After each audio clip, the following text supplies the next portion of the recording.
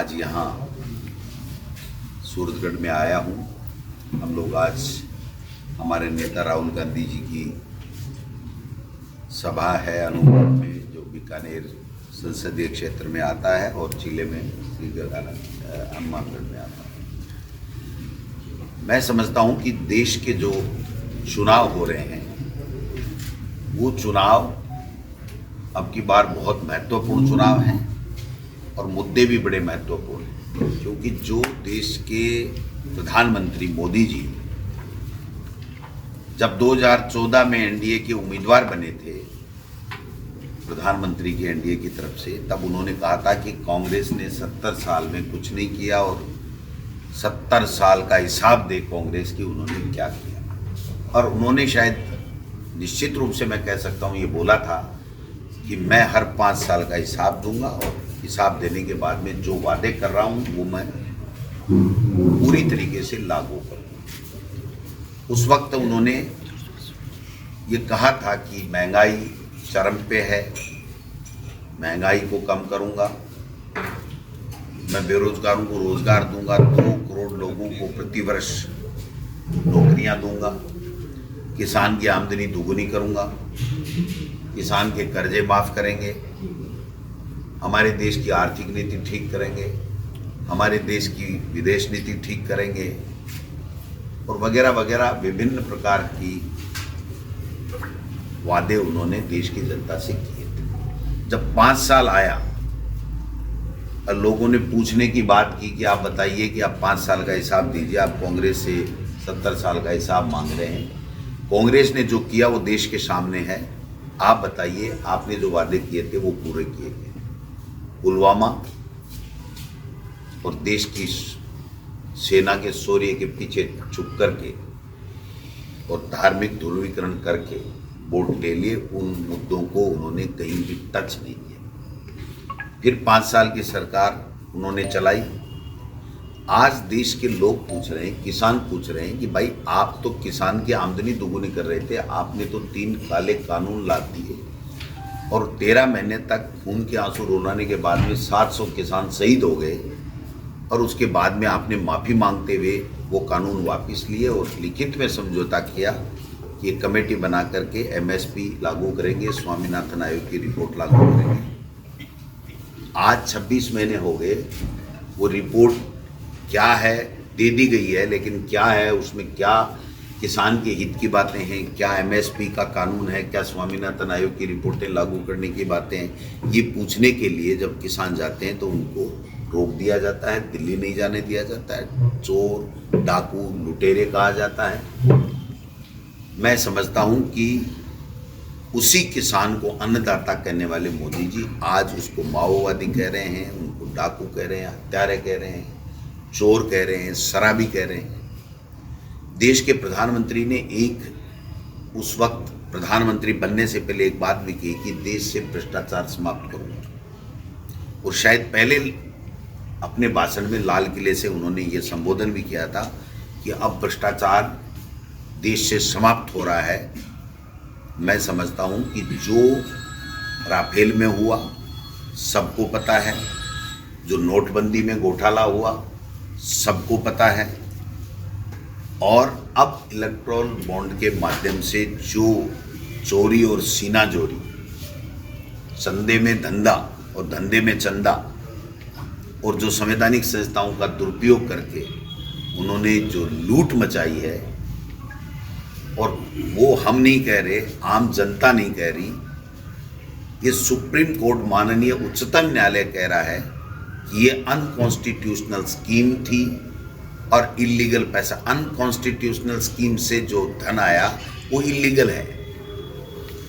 और जो हमारे यूपीए सरकार के समय इन्होंने आरोप लगाए थे, चाहे वो 2G स्पेक्ट्रम का लगाया, चाहे कोलगेट का लगाया, चाहे कोई दूसरे लगाए, चाहे बोफर्स का लगाया, जो कुछ भी जब भी लगाया है बीजेपी के लोगों ने, आरएसएस के लोगों ने, वो कहीं भी प्रमाणित नहीं थे और उसके बाद में किसी में भी एक व्यक्ति को सज़ा नहीं हुई।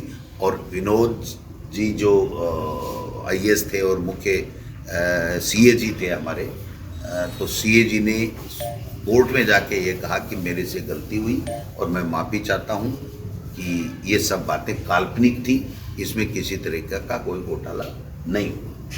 तो भ्रष्टाचार के ऊपर प्रहार करने की बातें कर रहे हैं, और जिन लोगों पे भाजपा के नेताओं ने, मोदी जी के सहयोगी ने, आरएसएस के लोगों ने आरोप लगाए देश में कि साहब ये कांग्रेस या विपक्ष के लोग भ्रष्टाचारी हैं, इनके ऊपर हजारों करोड़ रुपए घोटाले हैं, ईडी, इनकम टैक्स, सीबीआई के मुकदमे दर्ज हैं, हम इनको जेल में डालेंगे।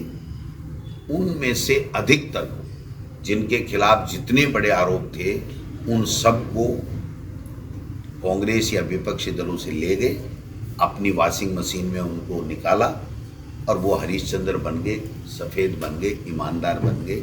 ये देश, तमाम देश देख रहा है कि अजीत पवार पे उन्होंने 20,000 करोड़ के घोटाले का आरोप लगाया था। फडणवीस जी ने ये कहा था, पूर्व मुख्यमंत्री ने, कि ये जेल में चक्की पीसेंगे अगर हमारी सरकार यहाँ आ गई। तो आज उनके साथ वो बराबर की कुर्सी पे बैठते हैं, उप मुख्यमंत्री हैं। हेमंत बिस्वा शर्मा जो असम के मुख्यमंत्री हैं, उनको सबसे भ्रष्टतम राजनेता बताया था, आज वो उनके मुख्यमंत्री हैं। और अभी भी किसी पे भी ईडी, इनकम टैक्स का छापा पड़ रहा है, किसी कंपनी पे पड़ रहा है, उससे इलेक्टोरल बॉन्ड ले रहे हैं, किसी व्यक्ति पे पड़ रहा है, उसको ले जा करके बीजेपी में ज्वाइन करा रहे हैं। तो ये पूरा देश समझ रहा है, देख रहा है, और अब कह रहे हैं कि ये मोदी की गारंटी, मोदी की गारंटी, मोदी की गारंटी। अभी इसी चुनाव की एक ताज़ा मैं आपके सामने रखना चाहता हूँ कि विधानसभा के चुनाव में उन्होंने कहा था कि राजस्थान में 12 रुपये हरियाणा से प्रति लीटर पेट्रोल का भाव ज़्यादा है। राजस्थान की सरकार लूट कर रही है, लोगों के साथ में धोखा कर रही है। मेरी दिसंबर में सरकार राजस्थान में बनती है तो मैं हरियाणा और राजस्थान के पेट्रोल का भाव बराबर कर दूंगा। आज भी 10 रुपये हैं, थोड़ा बहुत इन्होंने कम किया, रुपया, 2 रुपया, 4 रुपया, जो भी कहीं इक्वलाइजेशन के चक्कर में किया इन्होंने, क्योंकि इनकी घोषणा थी। तो मैं समझता हूँ कि आज भी 10 रुपये का फर्क है। आज भी ईडी, इनकम टैक्स के छापे पड़ते हैं, लोगों को डराया जाता है, लोकतंत्र की हत्या की जाती है, और अब कह रहे हैं कि 400 पार। आप बताइए, कोई भी व्यक्ति को सपना थोड़ी आता है कि मेरे को ये होगा। कोई व्यक्ति ये कह सकता है कि आज मैं एक्सीडेंट होऊंगा ड्राइवर, या मैं नहीं होऊंगा? ये तो किसी को आगे का पता नहीं रहता, पीछे का सबको पता रहता। इनको आगे का भी पता है कि 400 पार आएंगे। ये बौखलाए हुए लोग हैं, ये घबराए हुए लोग हैं। अब इनके पास मुद्दे नहीं हैं, मेन जो देश के मुद्दे हैं उनसे ध्यान डाइवर्ट करने के लिए ये परसेप्शन बना रहे हैं कि हम 400 पार लाएंगे और हम संविधान को संशोधन करेंगे। संविधान का संशोधन ये 2 वजह से शायद करना चाहते हैं। एक, आरक्षण इनके जम नहीं रहा है, इनके एजेंडे में आरक्षण समाप्त करना है। एक, इनको लग रहा है कि ये रोज़ाना का चुनाव का झंझट ही खत्म करो, रोज़ाना भाषण देना पड़ता है, लोगों को पटाना पड़ता है, इधर पार्टियां तोड़ानी पड़ती हैं, पैसे खर्च करने पड़ते हैं। तो इनको लग रहा है कि अब ऐसी व्यवस्था कर दो संविधान में संशोधन करके कि जैसे कई देशों में है कि वो जो चाहेंगे वही नेता राष्ट्रपति बनेगा, वही प्रधानमंत्री बनेगा, और पूरी की पूरी जो है वो सत्ता उनके कंट्रोल में रहेगी। इस तरीके का वो संविधान। वरना ये कह रहे हैं कि मैं, अभी देश के प्रधानमंत्री जी का बयान आया कि मैं 100 दिन में भ्रष्टाचारियों पर कड़ा प्रहार करूँ। तो भाई 10 साल में आप नहीं करे, 3560 कितने दिन, 3650 दिन हो गए, 3650 दिन में नहीं कर पाए तो आप 100 दिन में कर दो। ये एक परसेप्शन बनाने की बात है। और अगर आप कर रहे हैं, भ्रष्टाचार भी कर रहे हैं, तो क्या आपकी पार्टी में एक भी भ्रष्टाचारी नहीं है, एक पे भी मुकदमे नहीं है, एक पे भी ईडी, इनकम टैक्स, सीबीआई का कोई केस दर्ज नहीं है? तो आप कर क्या रहे हैं? जो हमारे महाराष्ट्र के जो पाटिल साहब हैं, जो उड्डयन मंत्री थे, तो आप बताइए कि उनके खिलाफ सारे मुकदमे खत्म हो गए। उस टाइम पता नहीं कितने कितने करोड़ों के घोटाले की बात है। और राजस्थान की बात अगर हम लेवें तो राजस्थान में 5 साल में हमारी कांग्रेस की सरकार ने अच्छे काम किए। 25 लाख तक का जो स्वास्थ्य का अधिकार, राइट टू हेल्थ भी दिया, मिनिमम इनकम गारंटी का कानून भी लेके आए, महात्मा गांधी इंग्लिश मीडियम स्कूलें भी खोली, कर्जा भी हमने किसानों का माफ़ किया, 10 तरीके की गारंटियां दी, लोगों को महंगाई से राहत देने का काम किया। अब 100 दिन में ये पर्चे सरकार क्या कर रही है वो आप देख लीजिए। 100 दिन में 100 दिन की कार्य योजना ही नहीं बनी, काम तो बहुत बड़ी बात। हमारे मुख्यमंत्री जी जो अब उनका एक सेट काम हो गया है, सुबह नाश्ता करो, हेलीकॉप्टर में चढ़ो, भ्रमण करो, भाषण दो, और भाषण ऐसा दो कि लोगों को भ्रमित करे। तो ये भ्रमण, भाषण और भ्रमित करने वाली सरकार चल रही है, पर्ची से चल रही है। वो काम कुछ भी नहीं कर सकते जब तक दिल्ली से उनके पास में कोई न कोई पर्ची नहीं आती, क्योंकि वे स्वयं पर्ची के माध्यम से बने हैं, न कि जो विधायक चुने गए हैं उन्होंने उनका चयन नहीं किया है। जब उनके नाम का ऐलान मुख्यमंत्री जी ने, पूर्व मुख्यमंत्री वसुंधरा राजे जी ने किया, तो आप सबने देखा होगा, मीडिया ने दिखाया है कि एक व्यक्ति ने ताली नहीं बजाई, खुद मुख्यमंत्री, पूर्व मुख्यमंत्री वसुंधरा जी हतप्रभ रहेगी कि ये अक्का बक्का रहेगी कि ये हो क्या रहा है, ये कैसा क्या नाम आ गया। फिर भी ये उनका अधिकार था, वो किसी को भी बनाए, जब बहुमत है तो वो जिस किसी को भी बनाए, भजन लाल जी बने, अच्छी बात है, लेकिन वो काम तो करें। वो यमुना जल समझौते की बात करेंगे, उन्होंने कह रहे हैं साइन किए हैं, तो उनके पास चिट्ठी होनी चाहिए, वो समझौता हमें दिखाएं। हरियाणा के मुख्यमंत्री खट्टर साहब थे, वो कह रहे थे विधानसभा में कि 10-5 दिन कोई ओवरफ्लो होता है बरसात में तो ही हम यमुना जल का पानी जो है ले जाने देंगे, नहीं ले जाने। ERCP को राष्ट्रीय परियोजना की बात थी, खुद के होर्डिंग लगा रहे हैं, खुद ही मीटिंगें कर रहे हैं, खुद ही अपने पीठ थपथपा रहे हैं। जनता कह रही भाई किया क्या आपने, हमें बताओ तो सही, आपने कुछ किया है क्या? भ्रष्टाचार मिटाने की बातें करते हैं, लेकिन सबसे ज़्यादा अपराध और भ्रष्टाचार इस 100 दिन के अंदर हुआ है। मुख्यमंत्री के कार्यालय में CMO या CMR में पद स्थापित एक CI का बेटा किसी की हत्या कर देता है, निर्दोष व्यक्ति की, और उसके बाद में 13 घंटे तक FIR लॉज नहीं होती है। और वो लोग आज हमें ये सिखा रहे हैं कि आपके यहाँ अपराध होते थे, ये होते थे। अपराध में आंकड़ा ले लीजिए, बाकायदा रिकॉर्ड में पड़ा हुआ है, आप कहें तो मैं भेज दूंगा। जो हमारा 100 दिन का कार्यकाल था उससे 1.5 गुना से ज़्यादा इनके अपराध के, महिला अपराध के हों, चाहे दुष्कर्म के हों, चाहे चोरी के हों, चाहे मारपीट के हों, सारे के सारे मुकदमे बने। तो इनका कोई ध्यान नहीं है। इनके खुद के कृषि मंत्री किरोड़ी लाल जी कह रहे हैं कि किसान की आदत खराब हो गई है, उसको लोन ले लेता है, चुकाता नहीं है, उनको किसी तरीके का लोन नहीं मिलना चाहिए। इनके जनजाति मंत्री कह रहे हैं कि ज़्यादा से ज़्यादा बच्चे पैदा करो, जिससे देश के प्रधानमंत्री जी मकान बना के दे देंगे। दिया कुमारी जी ने कल शायद बयान दिया है कि कांग्रेस मुक्त कर देंगे। वो भूल गई कि उनके पूर्वज कांग्रेस में थे, और इस तरीके की बयानबाजी से कुछ नहीं होगा। आपकी पर्ची तो दिल्ली में आप सेट करके आई थी कि मुख्यमंत्री की निकलेगी, लेकिन उनकी डिप्टी CM की निकल गई। तो मतलब खुद को खुद का पता नहीं, और चाहे जैसे बयान ठोक रहे हैं कि भाई मीडिया हमको सपोर्ट करेगा, लेकिन मेरा ऐसा मानना है कि मीडिया अब इनको कोई सपोर्ट नहीं करेगा। मीडिया सही बात बताएगा कि भाई आप कितने दिन ये बातें करोगे, 10 साल आपको हो गए और अब 100 दिन यहाँ पर सरकार बने हो गए, आप किस तरीके की बातें कर रहे हो। एक जो परसेप्शन बनाया भ्रष्टाचार का, अपराध का, पेपर लीक का, अब उस पर आप कितने साल वोट मांगोगे? किसने मना किया कि कोई भ्रष्टाचारी है, कोई पेपर लीक का दोषी है, उसको आप अंदर मत करो, उसके खिलाफ कार्रवाई मत करो? अब तो आपकी डबल इंजन की सरकार है। अगर कोई दोषी है तो उसको जेल के सलाखों में डालो, आपके पास में कोई सबूत, कोई प्रमाण है। ऐसे ही अनर्गल आरोप लगाना, ऐसे बयानबाजी करके और केवल थोती वाई लूटना, लोगों को भ्रमित करना, मैं समझता हूँ कि अब समय आ गया है। और जो मैं कल से देख रहा हूँ कि गंगानगर, हनुमानगढ़ लोकसभा क्षेत्र में जो कुलदीप इंदौरा जी हमारे प्रत्याशी हैं, इनका जो लोगों ने स्वागत किया है, जो जोश के साथ में, और लोग बात कह रहे हैं कि अब परिवर्तन आएगा। भाजपा किस मुँह से कह सकती है कि हम जीतेंगे? जो 5 बार का MP है उसको घर बैठा दिया, इसका मतलब वो निकम्मा था, काम नहीं करता था उनकी नज़र में, मेरी नज़र में नहीं, उनकी नज़र में, कि वो फेल हो चुका था, या वो सरकार फेल हुई, या वो खुद फेल हुए, उनकी टिकट क्यों काटी और क्यों मतलब बदला। तो ये तो बताना तो पड़ेगा ना। अगर कोई व्यक्ति, कोई पार्टी किसी व्यक्ति को घर बैठाती है तो कोई न कोई तो रीजन रहा होगा। ये कोई उत्तर भी का मेरी बारी तो है नहीं कि अब की बार तू और अब की बार मैं। तो मैं समझता हूँ कि वो सब बातें हैं जो आज पूरे के पूरे इलाके में हैं और लोगों को मन बन चुका है। आप श्री गंगानगर की बात ले लीजिए, इस लोकसभा की ले लीजिए, बीकानेर में ले लीजिए, अर्जुन राम जी का भारी विरोध है, उन्होंने कुछ नहीं किया। आप झुंझुनू में ले लीजिए, चूरू में ले लीजिए, सीकर में ले लीजिए, अलवर में ले लीजिए, जयपुर ग्रामीण में ले लीजिए, टोंक सवाई माधोपुर में ले लीजिए, भरतपुर में ले लीजिए, करौली में, सब जगह एक मन बन चुका है कि भाई अब खुद हो गया। और ये मोदी जी के नाम से कितने दिन वोट लेंगे, मोदी जी कुछ करके तो बताएं।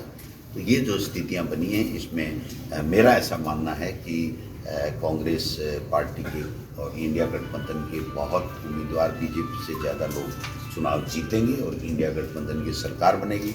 हमने जो 5 बड़ी गारंटी युवाओं के लिए, किसान के लिए, कर्ज माफ़ी, एमएसपी की जो गारंटी दी है, युवाओं के लिए 1 लाख रुपए ग्रेजुएशन के बाद में है, वो जो हमने गारंटी दी है, महिलाओं की 1 लाख रुपए गरीब महिला के खाते में सालाना देने की बात की है, वो गारंटी दी है।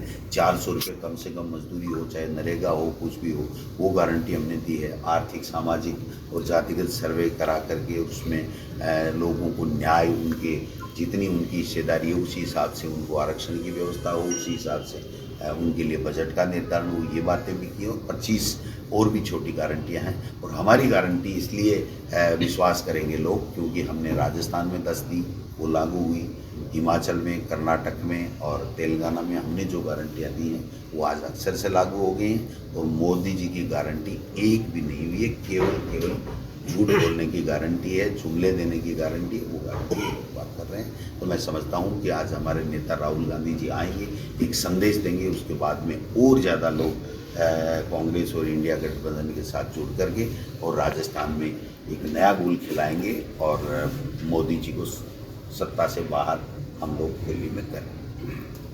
तो आप कांग्रेस के प्रदेश अध्यक्ष हैं, आप उम्मीद करते हैं पूरे प्रदेश में घूम रहे हैं, इस बार कितनी सीटों की उम्मीद कर रहे हैं? 25। देखिए, सुपना तो मेरे को आता नहीं है और परसेप्शन मोदी जी की तरह बनाने की मुझे ज़रूरत नहीं है। लेकिन जो मैं घूमा हूँ, जो मुझे लगा है कि बहुत बड़ा बदलाव आया है। लोगों ने कहा भाई 10 साल हो गए, अब काम की बात कब करोगे? केवल मन की बात सुनने के लिए हमने देश का प्रधानमंत्री थोड़ी चुना था। और मुद्दों की जब देश के चुनाव होते हैं तब मुद्दों की बात आती है कि आप बताइए नोटबंदी से क्या फ़ायदा हुआ, आपकी जीएसटी से क्या फ़ायदा हुआ, आपकी जो ये बाकी जो इलेक्ट्रल बॉन्ड है इसका क्या आप कह रहे हो कि भाई घोटाले और भ्रष्टाचार, तो ये तो अनकॉन्स्टिट्यूशनल स्कीम से पैसा आपने लिया, ऐसी कंपनियों से पैसा लिया है, 1 रुपये सालाना कमाती है और 93 रुपये का चंदा देगी। ऐसी कंपनियों से लिया जो कानून में 3 साल तक दे ही नहीं सकती, वो भी दे रही हैं। सेल कंपनियां भी हैं। ऐसी कंपनियों से चंदा लिया जिनके ईडी, सीबीआई, इनकम टैक्स के छापे डाले और 10 दिन, 5 दिन, 15 दिन, 1 महीने में ले लिया।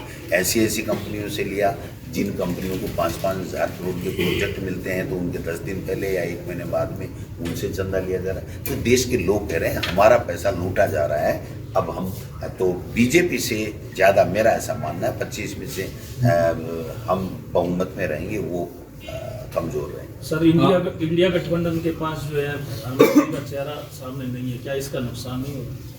ये क्यों नुकसान क्यों हो रहा है? जो चेहरा है ना बीजेपी का, उससे फायदा हो रहा है हम लोग। इंडिया गठबंधन जब बना है, वो आप बताइए, एनडीए गठबंधन बना करके खुद को प्रधानमंत्री बना लिया, खुद की पीठ थपथपा रहे कि मैं ही बनूंगा, मैं ही 2047 तक रहूँगा। 47 तक कौन जिंदा रहेगा, कौन जाएगा, कौन रहेगा, क्या परिवर्तन होगा, नहीं होगा, ये मतलब मैं तो कहता हूँ कि हंसी नहीं आती है क्या ऐसी बातें सुन करके। लोग बात कहते हैं भाई आप कह क्या रहे हो, आप 47 का विजन बना रहे हो, 47 में आप हो क्या? आप तो इसमें 2024 में ही जा रहे हो, तो फिर आप 47 के विजन की बात, ये एक परसेप्शन सेट करने का तरीका है।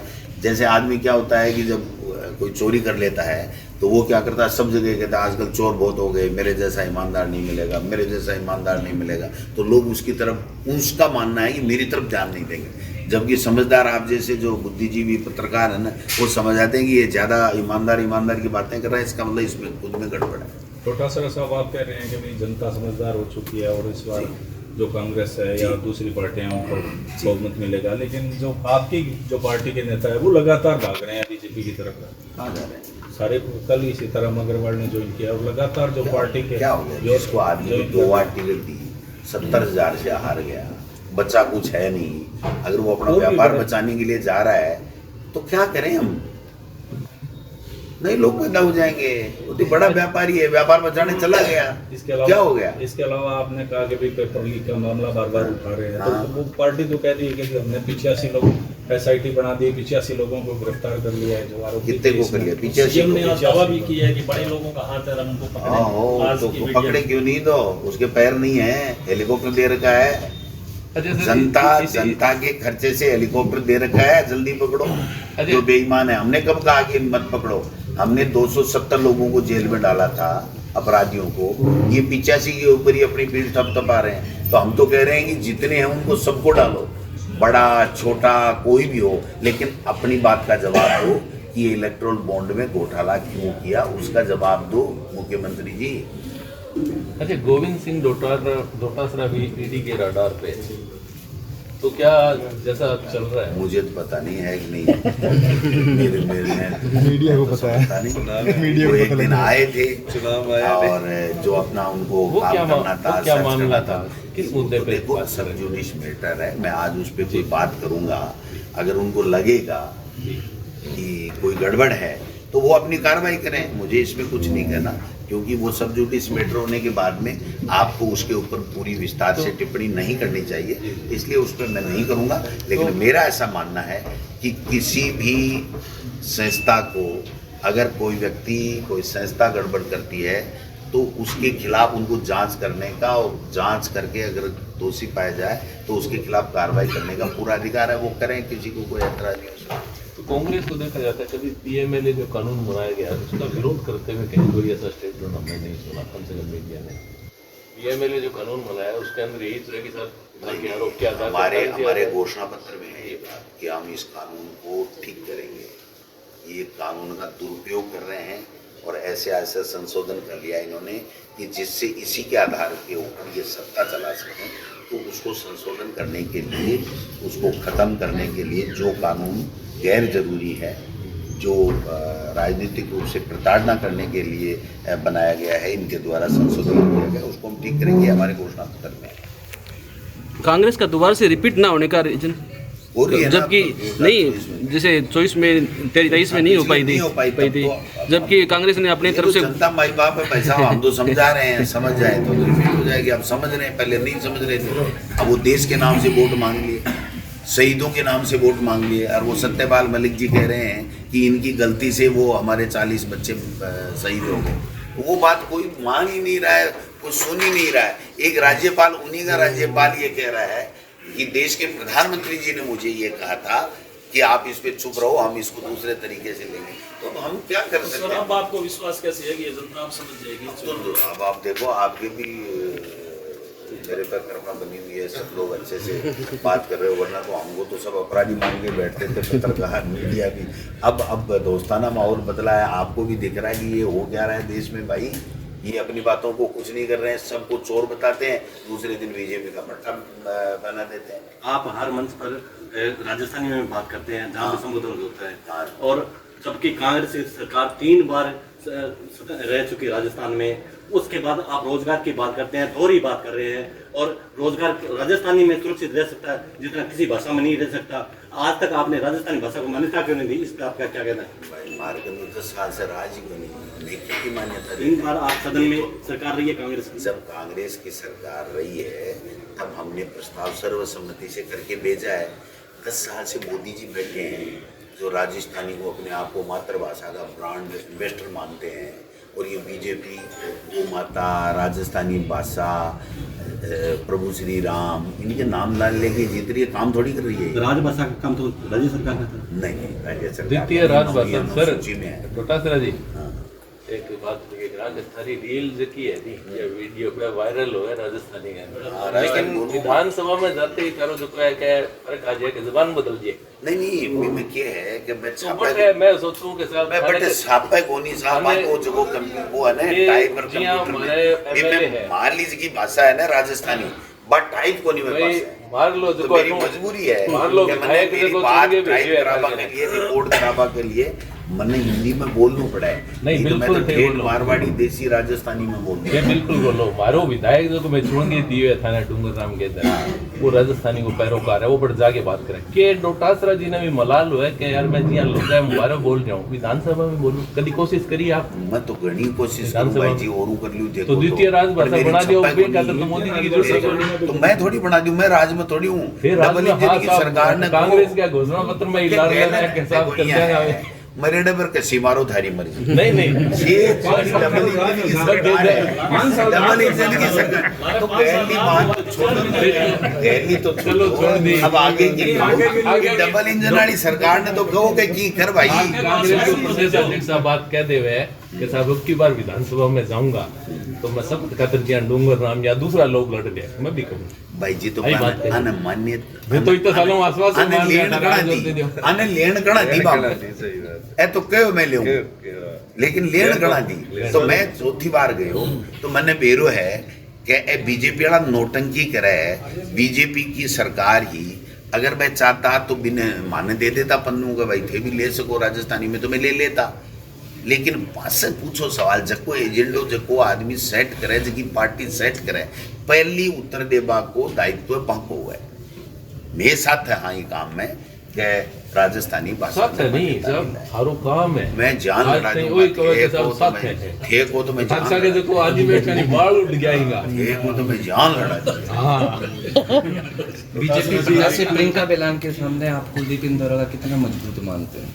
सारा ही मजबूत है बाने तो भाई जी बीजेपी वाला ही कौन दे रहे आम आदमी कौन दे रहे हो मैं कह लाया कटे हूँ एक सवाल 5 बार के एमपी की टिकट काट है और अचानक उम्मीदवार उतार दिए कुलदीप इंदौरा एमएलए का लड़ा 6-7 बार इनके पिताजी ने यहाँ लोगों की सेवा की है अभी जिला प्रमुख है हमारी पार्टी के एआईसीसी का सेक्रेटरी है लोगों के बीच में सज्जनता से रहता है झुक के प्रणाम करता है अपने से छोटे को भी भाई साहब करके बोलता है और क्या चाहिए आपको ऐसा इसी से जुड़ा एक सवाल पूछ रहा हूँ गंगानगर रामगढ़ जिले में एक चर्चा है कि कांग्रेस और भाजपा ने जिले से बाहरी प्रत्याशियों को टिकट दी इसका क्या कारण है तो जिले में हाँ आपको कहाँ दी कांग्रेस और जिले जिले का ये भाई पहले तो ये पिताजी कितनी बार चुनाव लड़े हैं और लड़े हैं अनूपगढ़ जो है तो अनूपगढ़ से तो एमएलए को चुनाव लड़े है तो गंगानगर का ये है तो गंगानगर में रहे भाई जी 17/50 के प्लाट अनूपगढ़ भी में गंगानगर का ही। तो फिर रही सूर वाला तो यहाँ मौर्य बुला दिया जनता बुला दे साहब मैं तो आग्रह करूंगा थे भी सागर आग्रह बुलाओ एक थारो डांस बहुत वायरल हो रही है वो तो लोकतंत्र का पर्व है वो तो हमारे लोक देवता हैं उनको रिझाने का उनको खुश करने का उनको उनके सम्मान में गाने का भजन का डांस का ये तो हमारी संस्कृति हमारी परंपराएं हैं इसको हम जीवित रखें इसको आगे बढ़ाएं ये हमारा धर्म पड़ता है और हम कर रहे हैं कई नेताओं ने इस पर टिप्पणी भी तो करी है जैसे बाड़मेर में रविंद्र सिंह ने बच्च के ऊपर बोला वहाँ का खुद का देखो ने दे एक दो वीडियो रील में बाद में वायरल हुआ है तो थारे बाद बाद में हुआ ना छेड़ो ही तो यार ना छेड़ो ही नहीं होता तो क्या होता वे बात तो वही कह रहे हैं कि सब नॉनसेंस चीज़ें देखे रही है पब्लिक बड़ी जल्दी पकड़ रही है राजस्थानी में बोलो हिंदी वालों आज के जिया मान लो आपको बात करी उपचारी तो बहुत कम पकड़ी है तो फिर मेरे पकड़ो क्यों को बात तो सही है पण बा विधानसभा में बोली सका छप्पा को नहीं बा विधानसभा में बे पैसे का कंप्यूटर वाला है ना बे छापा को नहीं बीजेपी वाला बदमाश है बस ना देखो छत्तीसगढ़ में भूपेश बघेल 8 भाषाओं में छाप दी छत्तीसगढ़ के अंदर शपथ की हाल हम तो बात खासा मिलने को गए मन तो ये भय लगे पड़ गया मिलने को मिलने सत्ता में जो प्रेस कॉन्फ्रेंस करे कोनी चाहे कांग्रेस वर चाहे बीजेपी हो मैं भी कोनी करे मैं को नहीं करी मैं को नहीं करी मैं गंगानगर को 2 साल रहे हो हर बार प्रेस से मिल रहे हो मेरू तो थाने उदाहरण देना पड़ा को कहीं उदाहरण तो कई देना पड़ सही के साहब कह दिखाया गया बात की और करे बटे विधानसभा में जाएगी ना ना ना ना ना आप बताओ राजस्थानी घोषणा पत्र में थी कांग्रेस सरकार चाहती 5 साल के अंदर तो उसको कर सकती थी और जी तो कितनी बार जी 2 बार रहेगी कर सकती ना कर देती द्वितीय राजभाषा थे करता नहीं कोनी हुआ क्योंकि 2003 को प्रस्ताव कांग्रेस को भेजा नहीं ये कोई इलाज का ही है ना हमारे बड़ में कोनी आई ना हमारे कानून में ही कोनी आवाज आज भी मैं तो काम ऐसा करूँगा द्वितीय राजभाषा तो स्टेट करे सेंटर करे ही नहीं मैं तैयार हूँ राजस्थानी भाषा में मान्यता मिले अब की बात श्रीगंगानगर लोकसभा सीट पर बचीड़ बुला पाएगी या कांग्रेस जनता बुलाओ नहीं बचीड़ बुलावे कुलदीप ने जीता